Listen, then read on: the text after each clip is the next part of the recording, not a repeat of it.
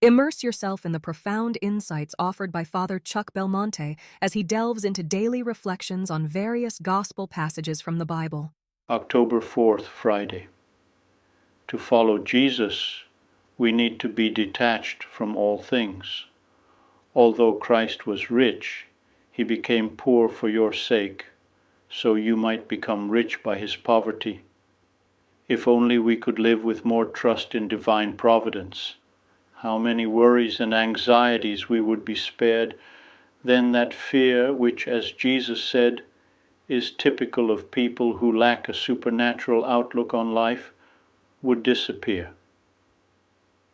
Since your Father well knows what you need, we have every reason to be optimistic on our journey through life with our souls completely detached from those earthly things that seem so very necessary. God will provide. Believe me, this is the only way to be lords of creation and to avoid the pitiful slavery into which so many people fall, because they forget that they are God's children and spend their time worrying about tomorrow or a future they may never see. We want to travel through this world with the calm and elegance of people who know how to use and to love earthly things, but without becoming caught up in them. People who don't allow any of the things of this world, even for an instant, to gain mastery over them. There are certain unmistakable signs of true detachment. Don't consider anything your own. Don't have anything superfluous. Don't complain when something needed is missing. When you must choose, take what is poorest and least attractive. If we truly love the Christian virtue of poverty, then we will love its consequences. Detachment is a necessary condition for following Christ closely.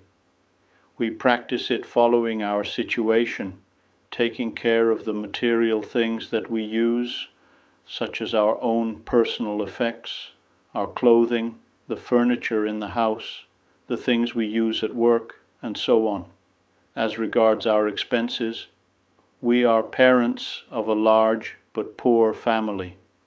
Thus, if at times you feel the pinch of poverty, don't get dejected and don't rebel against it. But you should try to use all the upright means available to get over such a situation, because to do otherwise would be to tempt God's providence. And while you are so fighting, remember also the omnia in bonum.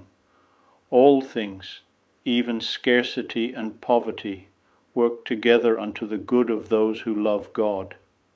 Get into the habit from now on of facing up cheerfully to little deprivations and discomforts, to cold and heat, to the lack of things you feel you can't do without, to being unable to rest as and when you would like to hunger, loneliness, ingratitude, misunderstanding, disgrace. Our hope is not based on earthly things. We cannot put our hearts into anything passing.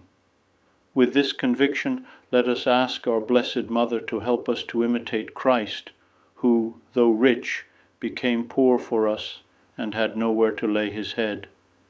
Let us ask her to obtain for us the grace of a true and total detachment in the middle of the world. I would be delighted to extend an invitation to you once again tomorrow for another insightful reflection on the Gospel by Father Belmonte.